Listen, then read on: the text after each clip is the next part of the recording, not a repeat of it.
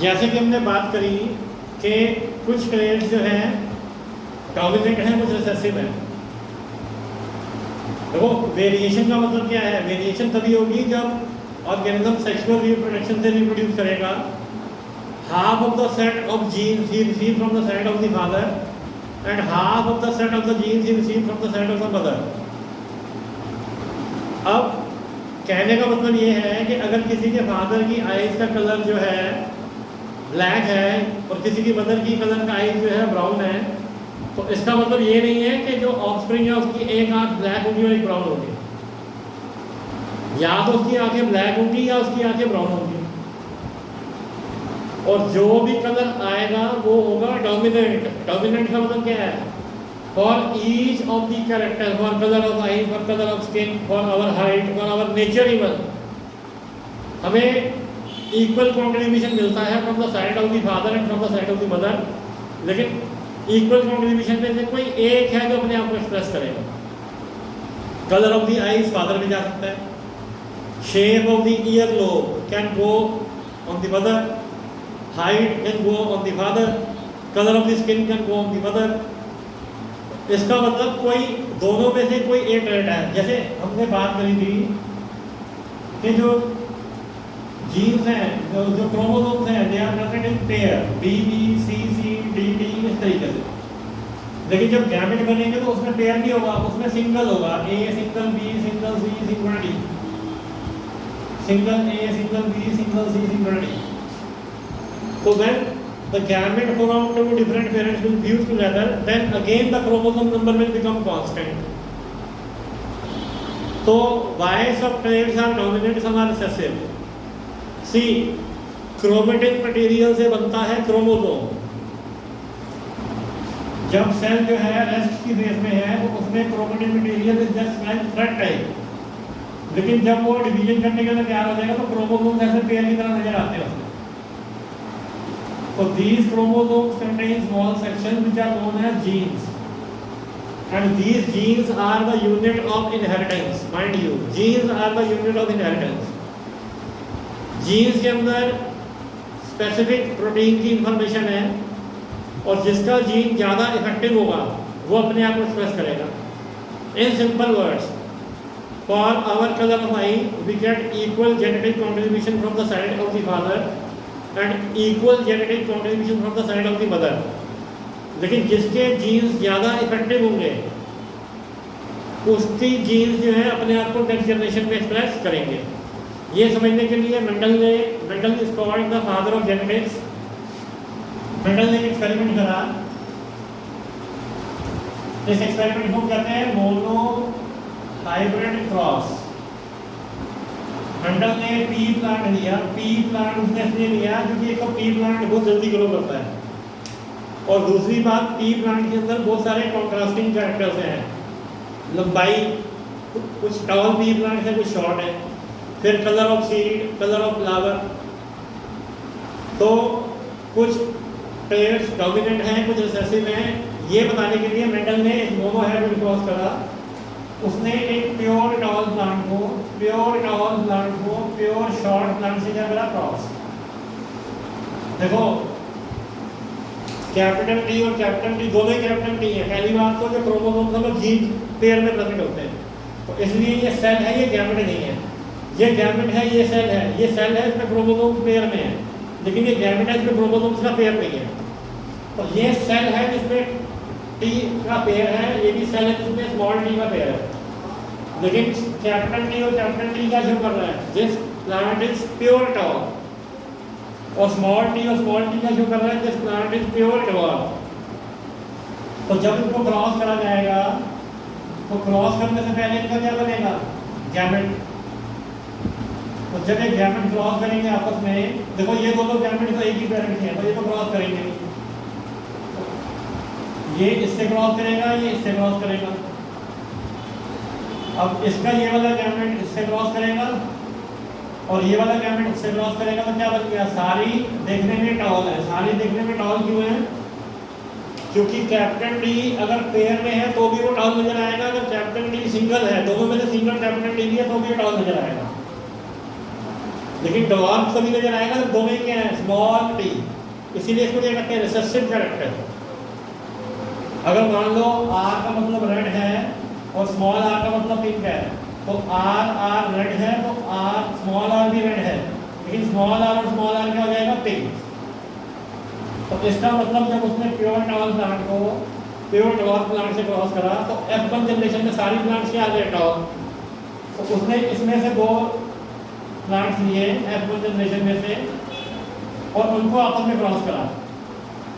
तो पहले इनके गैमेट बन गए, ये वाली F1 जनरेशन है। तो इनके जब गैमेट बन गए तो ये क्या आ गया, टॉल, फिर ये क्या आ गया, टॉल, फिर ये क्या आ गया, टॉल, और ये क्या आ गया, डॉर्फ। तो इसका तो क्या हो गया, टॉल टॉल टॉल और क्या आ गया, टॉल। F2 जनरेशन में तो F2 जनरेशन में रेशो क्या थी, 3:1। 3:1 is the phenotype ratio. Phenotype का मतलब क्या, अपीयरेंस, टॉल टॉल टॉल और टॉल। लेकिन जो जीनोटाइप रेशो है ये फिनोटाइप रेशो है। जो जीनोटाइप रेशो है इन दोनों के जीन एक जैसे हैं, इसका जीन एक जैसा है, इसका जीन एक जैसा है, तो जीनोटाइप रेशो क्या हो गई, 1:2:1। तो मेंडल ने ये कंक्लूड करा कि जब हमने प्योर टॉल प्लांट को प्योर डॉर्फ प्लांट से क्रॉस करा तो F1 जनरेशन में सारे ही प्लांट्स टॉल थे। इसका मतलब ये हुआ कि F1 जो डॉर्फनेस का ट्रेट है वो रिसेसिव ट्रेट है, वो दब गया। लेकिन जब F1 के जनरेशन में से दो प्लांट्स को दोबारा से क्रॉस करा तो उसने देखा कि F2 जनरेशन में फिर दोबारा से डॉर्फ आ गया। यानी कि डॉर्फनेस का ट्रेट जो था, बोनेपन का जो ट्रेट था वो खत्म नहीं हुआ। अगर एक प्योर टॉल प्लांट को प्योर डॉर्फ प्लांट को क्रॉस करके हमारे पास F1 जनरेशन में सारे टॉल आ गए तो इसका मतलब ये नहीं है कि बोनेपन का ट्रेट ही खत्म हो गया, डॉर्फनेस का ट्रेट ही खत्म हो गया, नहीं। वो ट्रेट तो है लेकिन वो अपने आप को एक्सप्रेस नहीं कर पाया। तो जो ट्रेड अपने आप को एक्सप्रेस कर जाएगा वो डोमिनेट है, जो नहीं कर पाएगा वो क्या, रिसेसिव। तो इसलिए जब उसने F1 जनरेशन में दो प्लांट लिए और उनको फिर से क्रॉस करा तो उसने ये पाया कि F2 जनरेशन में फिर दोबारा क्या आ गया, डॉर्फ। तो कंक्लूजन क्या हुई कि tallness is a dominant trait and dwarfness, बोनापन, इज अ रिसेसिव ट्रेड। अब जैसे मैंने आपको बताया कि अगर किसी के फादर की आइज का कलर ब्लैक है और मदर की कलर का आइज जो है वो ब्राउन है और जो ऑफस्प्रिंग है उसका कलर का आइज भी ब्लैक है, तो उसका मतलब उसके ट्रेड जो है आइज का जो ट्रेड है वो फादर में गया है। लेकिन क्या बाकी सारे ट्रेड भी फादर में जाएंगे? ये जानने के लिए हमें समझना पड़ेगा मेंडल्स का डाई हाइब्रिड क्रॉस। एक बात समझ लीजिए, मोनो हाइब्रिड क्रॉस आपको बनाने के लिए आ सकता है। मोनो हाइब्रिड क्रॉस आपको बनाने के लिए आ सकता है। जैसे मान लीजिए इसको हम कह रहे हैं रेड और इसको हम कह रहे हैं पिंक। तो जब इसके डायमीटर बनेंगे तो क्या हो जाएगा, आर आर और स्मॉल आर। जब आप इसको क्रॉस करोगे तो क्या आ जाएगा, रेड, फिर क्या आ गया, रेड, फिर क्या आ गया, रेड, फिर क्या आ गया, रेड। F1 जनरेशन में सारी के हैं रेड, F1 जनरेशन में। लेकिन F1 जनरेशन में से अगर आप दो प्लांट्स ले लोगे तो गैमेट इधर क्या बन गए, gamete capital R small R, capital R small R. तो रेड, फिर रेड, फिर रेड और एक क्या बन जाएगा, पिंक। ये रेड है, ये भी रेड है, ये भी रेड है और ये क्या है, पिंक। तो इसका मतलब red colour of the flower is the dominant trade but pink colour of the flower is the recessive trade.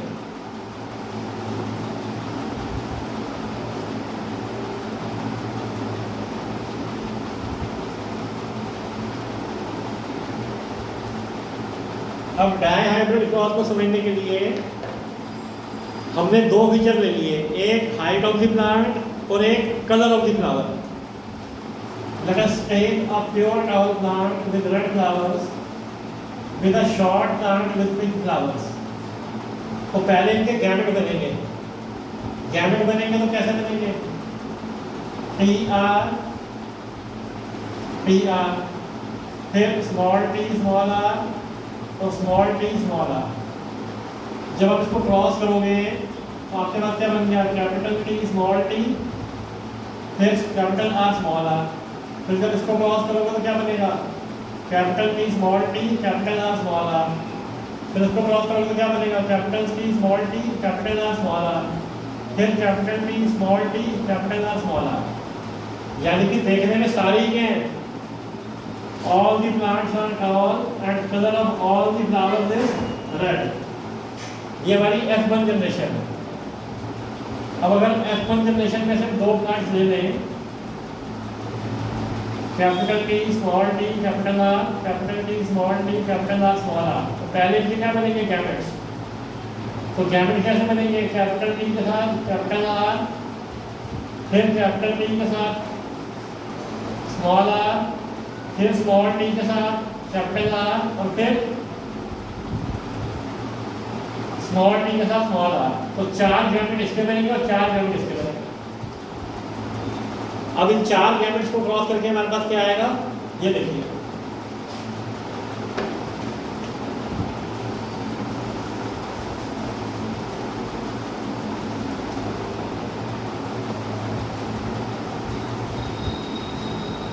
जो F1 जनरेशन है उसके गैमेट्स हैं capital T capital R capital T small T capital R small T small are.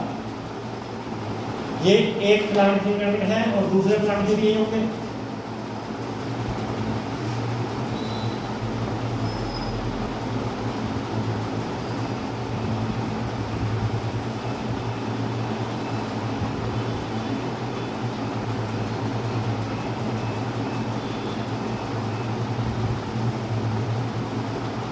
जब हमने इसको cross करा तो क्या आ गया, capital T capital R capital R, capital T capital R small R, capital T small T capital R capital R, capital T small T capital R small are,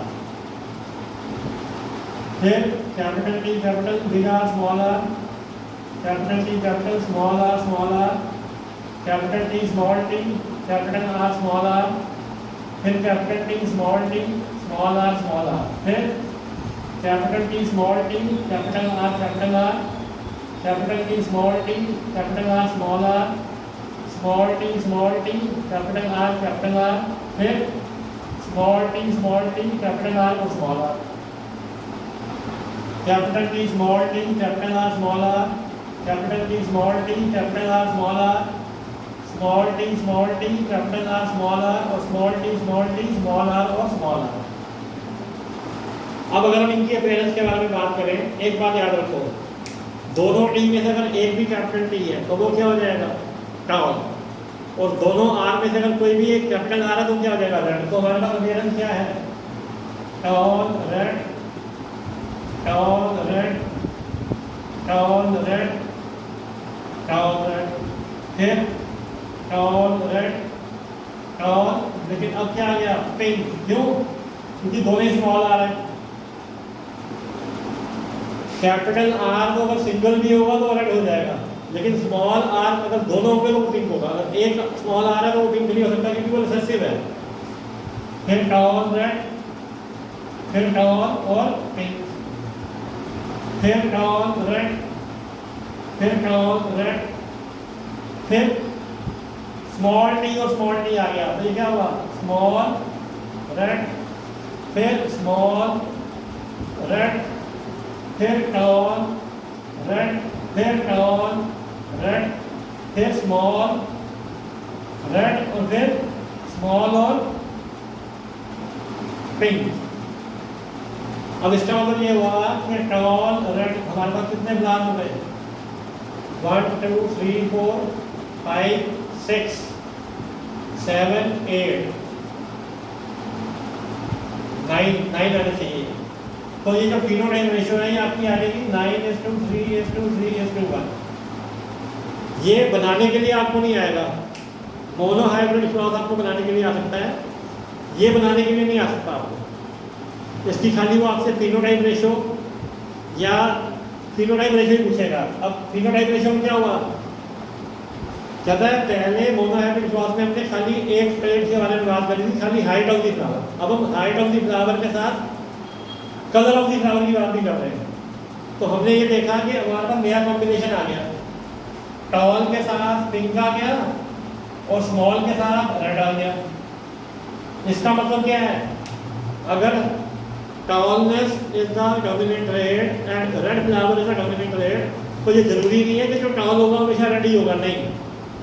toll के साथ कलर ऑफ फ्लावर पिंक हो सकता है और short के साथ colour of flower red हो सकता है। इसका मतलब ये है कि अगर एक ट्रेड जो है, अगर फादर का एक ट्रेड डोमिनेंट है तो उसका ये नहीं कि सारे ट्रेड उसी के डोमिनेंट होंगे, नहीं। ट्रेड्स आर इनहेरिटेड इंडिपेंडेंटली, अलग अलग इनहेरिट होते हैं। इसका मतलब ये हो गया नया कॉम्बिनेशन बन गया, हाइट फॉर टॉल है लेकिन कलर ऑफ फ्लावर क्या हो गया, पिंक, और हाइट फॉर स्मॉल है लेकिन कलर ऑफ फ्लावर क्या हो गया, रेड। तो कलर ऑफ फ्लावर का ट्रेड अलग तरीके से इनहेरिट होगा और हाइट ऑफ द प्लांट का ट्रेड अलग तरीके से इनहेरिट होगा, इनका आपस में कोई रिलेशन नहीं है। तो this is the law of independent inheritance which is explained by George Mendel by dihybrid clause. अगला टॉपिक हमारे पास है how the sex of the child is determined in human beings.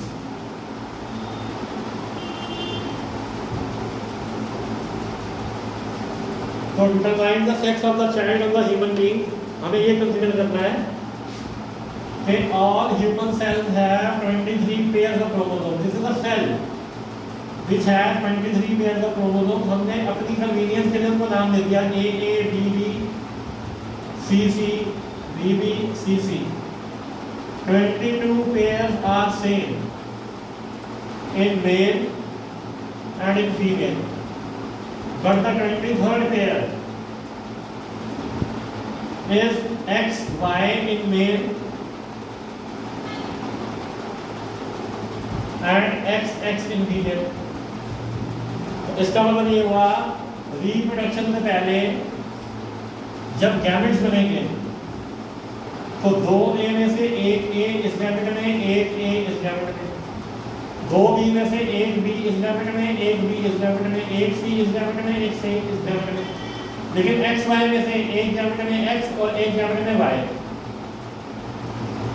यानी कि half of the sperms contain X chromosomes and half of the sperms contain Y chromosomes. अब female gamete में एक A इसमें, एक A इसमें, एक B इसमें, एक B इसमें, एक C इसमें, एक C इसमें, एक X इसमें और एक X इसमें, यानी कि all the X contain X chromosome. This means if a sperm containing X chromosome will fertilize a egg containing X chromosome, the 23rd pair will be XX and the child will be female. But if the sperm containing Y chromosome will fertilize the egg, so the 23rd pair will be XY, the child will be male. So in simple words, the sex of the child depends upon the type of the sperm that fertilizes the egg.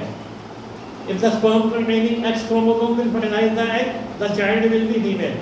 But if the sperm containing Y chromosome will fertilize the egg, the child will be male. So out of mother and father, it is the father who is responsible for the determination of the sex of the child. तो main topic जो है heredity के मैंने करा दिया आपको। अब इसके अंदर एनसीईआरटी में से आपको पढ़ना है, ये हेरिडिटी का पार्ट हमारा होगा, एवोल्यूशन का नहीं हुआ अभी। तो उसका मेन पार्ट आपने एनसीईआरटी में से पढ़ना है और जो प्रॉब्लम है आप मेरे से पूछ सकते हो, but go through NCERT very carefully, और जो उनके टेक्स्ट क्वेश्चन है उसमें से भी आपको पढ़ना है, नहीं कुछ समझ आ रहा तो आप मेरे से पूछ सकते हो।